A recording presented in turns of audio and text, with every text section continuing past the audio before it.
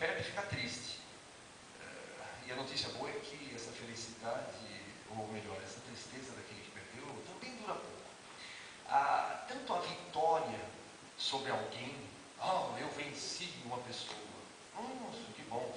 Nesse momento, quem vence uma pessoa se sente superior àquela pessoa, eu fiz melhor do que ela. Então, por momentos, essa pessoa fica com autoestima elevada, olha, está vendo, eu fui vencedor, eu fui isso, eu aquilo. Mas depois a vida se encarrega de mostrar como que essa pessoa é, depois a vida trata de mostrar para essa pessoa que no cotidiano ela é muito parecida com as outras, e esse fulgor da vitória, esse encher do peito diante da vitória, acaba diminuindo. Então, a alegria da vitória também dura pouco, assim como a tristeza da derrota. Às vezes quem ganha perde-se no orgulho de achar-se superior ao que é. E quem perde, muitas vezes ganha em humildade. Ao sentir-se rebaixado, começa a pensar naquilo que ele é, como ele é, o que ele faz, e acaba aprendendo sobre si mesmo. Então, a ideia de ter um adversário, eu posso sair daqui, né? Posso? À vontade. Posso me movimentar mais um pouquinho? Pode. A ideia é que senão eu fico muito preso aqui, eu vou lutar contra esse negócio aqui, né? Pode. E ele vai acabar vencendo, né? A ideia de ter um adversário, ela traz, na verdade, a ideia do autoconhecimento. Quando alguém luta com o adversário, o adversário dá para essa pessoa a medida do que ela é. Quando um time de futebol joga com outro, um sai vencedor, outro sai perdedor. Às vezes um empate, mas na maioria das vezes, esmagadora maioria, um vence e outro perde. Aquele que perdeu acaba percebendo o nível em que ele está. Então ele luta consigo mesmo para melhorar. O adversário, na verdade, ele dá uma medida para nós do que nós somos ou de como que nós estamos. Se nós lutamos com alguém e esse alguém nos vence, nós percebemos que precisamos melhorar para vencê-lo. Então, a verdadeira batalha deve ser travada dentro de nós mesmos. É essa a luta diante do Espiritismo. É assim que o Espiritismo entende a luta.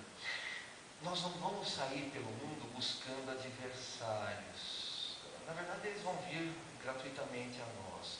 Nós não vamos sair pelo mundo buscando lutar com os outros. Não. À medida do que nós fazemos, à medida do que nós tentamos fazer na vida, ela vai nos voltar na forma de vitórias ou derrotas.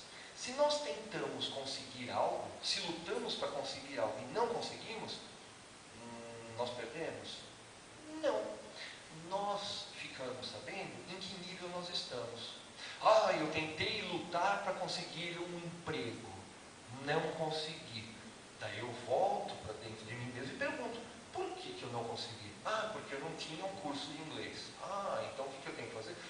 Eu tenho que lutar comigo mesmo para aprender esse tal de inglês e depois voltar lá e conquistar aquela posição. Então a luta não é com o adversário. Na verdade, o adversário só me mostra como eu sou ou como eu estou. A luta não é contra uma instituição, contra um governo, contra uma situação de vida. A luta é nós verificarmos em que situação, em que posição e como nós nos encontramos. A luta, na verdade, é um trabalho de autoconhecimento. É assim que o Espiritismo enxerga essa luta. Ter um adversário é autoconhecer-se. Existe uma história que certa vez eu ouvi numa palestra do Divaldo Pereira Franco, que acho que é conhecido por todos, né? Divaldo é divulgador espírita fantástico, com vários livros lançados, uma casa enorme na Bahia, que por ela já passaram milhares de crianças. E Divaldo contou na verdade uma lenda. Essa lenda é uma lenda até oriental, e que dizia o seguinte: em uma dada região desconhecida, caminhava um eremita, um senhor muito idoso, e que era visto de vez em quando naquela região. Todos achavam misteriosas as aparições daquele senhor, daquele eremita que vivia sozinho. Mas quando ele aparecia, ele transformava a vida das pessoas. E, certa vez, um homem, na sua casa, num dia de chuva, ouviu bater na porta. Ele achou muito estranho alguém bater na sua porta numa noite de chuva, uma tempestade na verdade. E ele foi com certa cautela abrir a porta. Quando ele abriu um pouquinho a porta, ele viu um ancião, uma pessoa já muito idosa, todo encharcado e pedindo abrigo. Ele abriu a porta, pôs aquele senhor diante de uma lareira, deu-lhe roupas secas, deu alimento. Aquele ancião dormiu aquela noite na casa daquele homem. No dia seguinte de manhã, já com o sol batendo a porta, aquele ancião agradeceu a acolhida, tomou o café da manhã e, ao sair, ele olhou para o homem que lhe deu a acolhida e disse mais ou menos assim: homem, eu vou agradecer a você por você ter me acolhido com uma mensagem, na verdade com um conselho. E o homem ficou a ouvir, e aquele ancião falou: homem, adentra na floresta. E foi embora. E aquele homem, então, que tinha lá para os seus 30, 35 anos, ouviu essa frase: homem, adentra na floresta. E ficou com aquela frase o dia inteiro. No dia seguinte, ele teve uma ideia. Eu tenho a floresta aqui no pé da minha casa. Eu nunca adentrei muito nessa floresta. Eu só caminhei poucos metros. Esse homem era marceneiro, ele cortava árvores, fazia móveis e vendia. Então ele resolveu, naquele dia, que ele não iria trabalhar, que ele iria caminhar mais para dentro da floresta. E assim ele fez. Caminhou por um local que nunca antes havia sido visitado por ninguém e percebeu naquele local árvores mais raras, árvores que as pessoas procuravam muito. E ao perceber aquelas árvores raras, ele pensou consigo mesmo: poxa vida, eu já faço móveis. Os meus móveis são bem aceitos na cidade. Se eu começar a fazer móveis dessas árvores raras, móveis mais resistentes, mais duráveis, eles vão fazer mais sucesso ainda. Vou amanhã mesmo vir aqui, cortar essas árvores e fazer móveis com elas. Dito e feito, ele fez isso, começou a vender móveis com essas árvores mais raras. E ele começou a ficar famoso, famoso por móveis assim, inigualáveis, móveis muito melhores do que os outros. Ele começou a ficar mais rico, contratou funcionários, a marcenaria cresceu. Passados 10 anos, ele, diante da correria da vida, num certo momento, numa noite de luar, ele parou e lembrou daquele senhor, daquele velhinho que ele havia acolhido, daquele eremita, e lembrou da frase: homem, adentra na floresta. Ele pensou: poxa vida, a minha vida melhorou graças a ter adentrado na floresta. Já sei, amanhã cedinho vou pegar meu jipe e vou entrar mais na floresta. Agora ele tinha um carro, tinha funcionários, não precisava trabalhar tanto. No dia seguinte pegou o carro, seguiu, adentrou mais ainda na floresta, parou num ponto onde nunca ninguém tinha ido, caminhou mais, parou na beira de um laguinho e começou a olhar para aquele lago. E de repente percebeu uma pedrinha que estava brilhando, se abaixou, pegou aquela pedrinha e observou que aquela pedrinha era, na verdade, uma pequena pepita de ouro. Ele havia descoberto, naquele lugar ninguém havia ainda chegado, ele havia descoberto um local com ouro. Correu na cidade, registrou aquilo em nome dele e começou a extrair ouro. Enriqueceu mais ainda, pois ele era um marceneiro de sucesso e agora tinha uma mina de ouro. Ele artesanalmente vendia esse ouro na forma de brincos, colares e todas as bijuterias não, peças verdadeiras. Ficou mais rico, contratou mais empregados, a sua família começou a viver num padrão de vida diferente. Passados mais 10 anos, diante da correria da vida, ele parou um pouquinho e lembrou da frase daquele senhorzinho, daquele eremita, daquele velhinho: homem, adentra a floresta. E lembrou mais uma vez que todas as vezes que ele adentrou a floresta, algo diferente aconteceu na sua vida. No dia seguinte, ele falou com o seu piloto de helicóptero, sim, pois agora ele era um homem rico, que ele queria adentrar a floresta, mas que ele queria ir para um local desconhecido da floresta. O piloto então começou a sobrevoar a floresta. Ele apontou um local lá embaixo, parou na beira de uma montanha, uma gruta, e ele resolveu entrar na gruta lá com uma lanterna. Começou a observar a gruta, aqui, ali, acolá. De repente notou algo que brilhou. Chegou perto, quando olhou, ele tinha bastante sorte, né? Essa história, essa pessoa teve bastante sorte.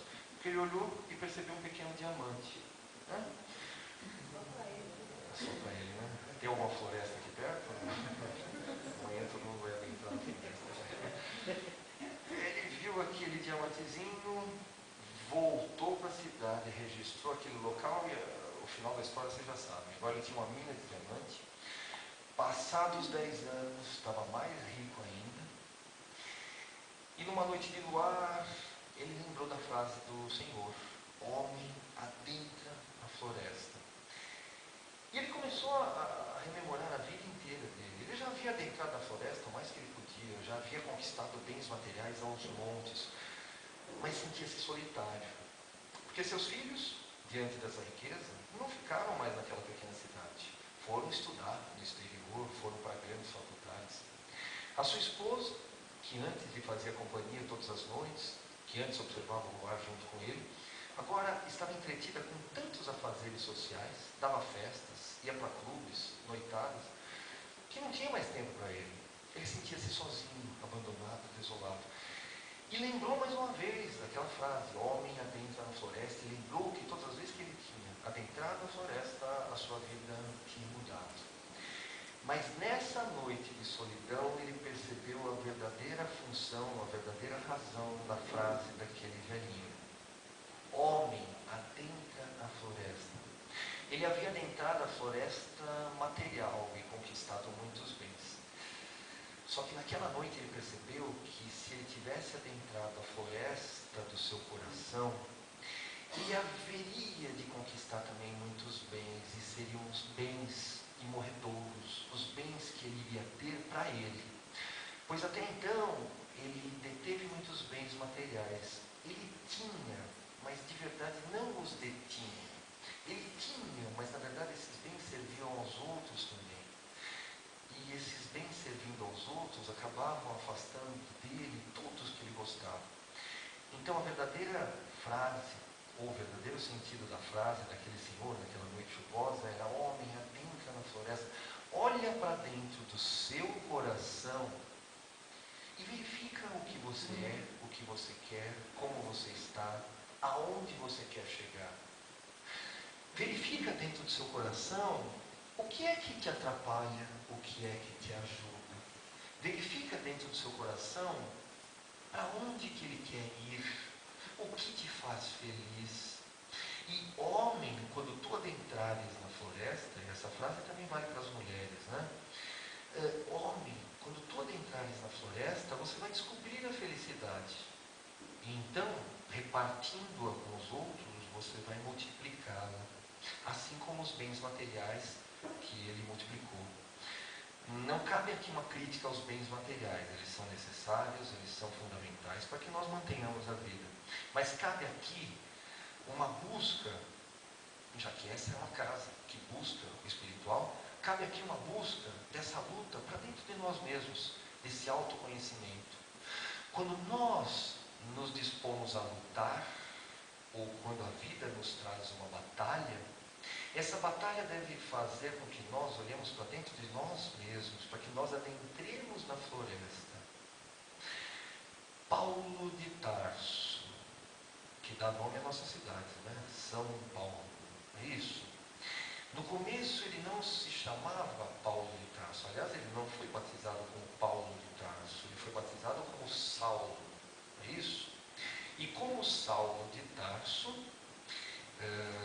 judeu por nascimento, que seguia a tradição dos judeus, ele perseguiu os cristãos.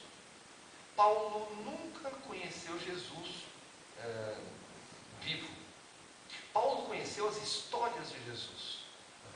Me permitam chamá-lo de Paulo, porque é assim que a gente conhece Paulo, que na época era Saulo. Este Saulo, então, perseguia aqueles que seguiam Jesus. Esse Saulo perseguia Pedro. Esse Saulo perseguia Tiago, esse Saulo perseguia todos os apóstolos. Se algum cristão batesse às portas da sinagoga, Saulo queria apedrejá-lo, queria tratá-lo mal. Saulo promoveu uma perseguição aos cristãos como nunca antes havia acontecido. Isso no começo da era cristã, nos primeiros anos aí, após a morte de Cristo.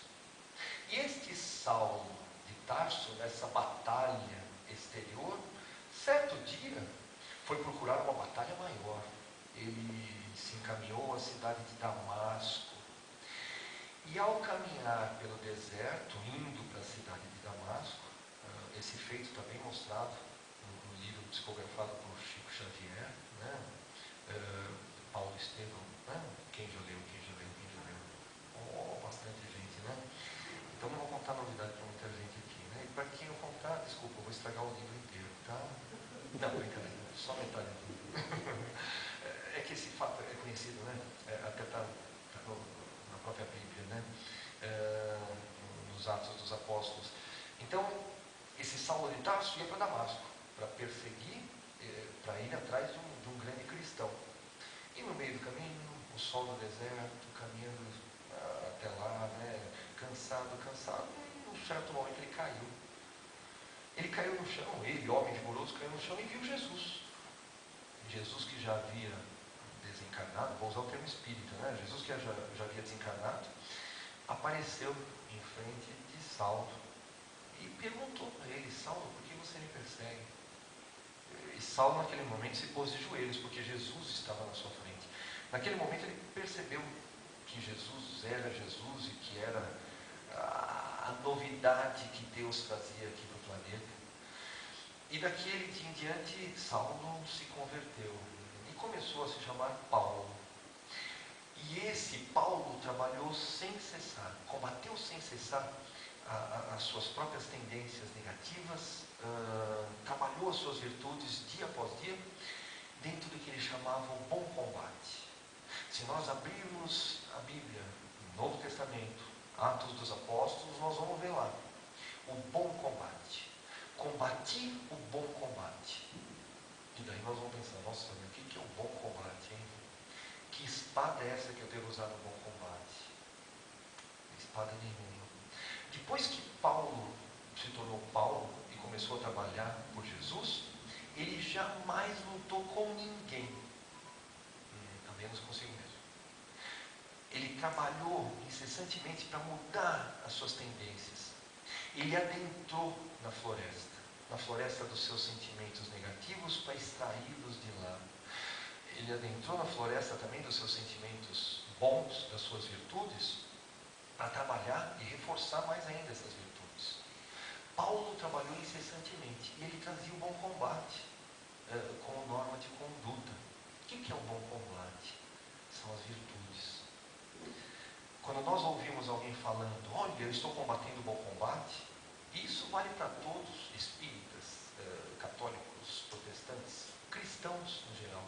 Olha, eu estou combatendo o bom combate. O que é esse bom combate? É nós tentarmos nos tornar homens de bem, virtuosos. O Espiritismo tem uma palavra diferente para isso, mas que quer dizer a mesma coisa: a reforma íntima. Isso. Essas duas palavrinhas nós já ouvimos várias vezes, né? Reforma íntima, né? É tão íntima, mas tão íntima que às vezes a gente não mostra para ninguém, né? É isso ou não? Porque se a gente mostrasse para os outros se envergonhariam da gente. Eu não mostro quem eu sou para ninguém, senão a pessoa não vai nem querer chegar perto de mim, né? É isso. Mas de vez em quando a gente tem que tomar contato com isso, né? Ainda bem que nós temos os inimigos para nos fazer lembrar dessas coisas, né? É ou não é? Chega alguém que não gosta muito da gente: sabia que você é isso, aquilo, aquilo outro? Mentira nada. Deus coloca os inimigos pertinho de nós para eles darem aquele toque para nós, não é? Para eles falarem exatamente como nós somos, né? Deus coloca situações ruins perto de nós para que nós sejamos assim confrontados com o que nós temos de bom dentro de nós. Ou não. Essa é a luta diante do Espiritismo. acontece alguma coisa conosco e nós reagimos ou agimos de acordo com aquilo que somos. Aqueles velhos ditados, né? É de nervoso, é no nervosismo, né, que se conhece uma pessoa, né? É isso. O bom combate é travado dentro de nós mesmos. É aquele inimigo que nos mostra, nos momentos mais difíceis, aquilo que nós precisamos mudar. E nós normalmente não agradecemos a ele, né? É aquilo que de ruim nos acontece que nos corrige, certo? Eu lembro de um fato engraçado, quando eu estava começando no Espiritismo, né? Eu lembro que eu pensava, bom, eu tenho que ajudar as pessoas, né?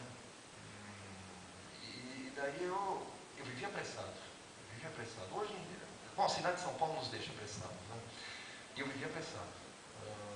Se eu demorasse meia hora para chegar ao trabalho, eu saía exatamente com 31 minutos de antecedência, né? E eu vivia apressado. Certa vez eu estava passando, eu tinha que atravessar uma avenida para pegar o metrô, e eu estava indo apressado, e tinha um senhor subindo uma ladeira com uma carroça, né? E eu estava passando apressado do lado daquele senhor, e eu olhei e falei, nossa, é a minha chance de ajudar, né? Eu vi aquele senhor travado, porque ele estava tentando subir na calçada, então ele estava travado com aquela carroça, tentando subir. Eu falei, ótimo, né? Eu estou aqui rápido, dou um empurrão, ajudo aquele senhor e continuo meu serviço, continuo indo em direção ao serviço, né? Só que eu não parei para conversar com aquele senhor. Escuta, meu senhor, olha, eu vou dar uma ajuda para o senhor, tudo bem? Ah, tudo bem. Não, eu cheguei e falei, bom, vou fazer o melhor de mim aqui, né? Aquele senhor estava forçando.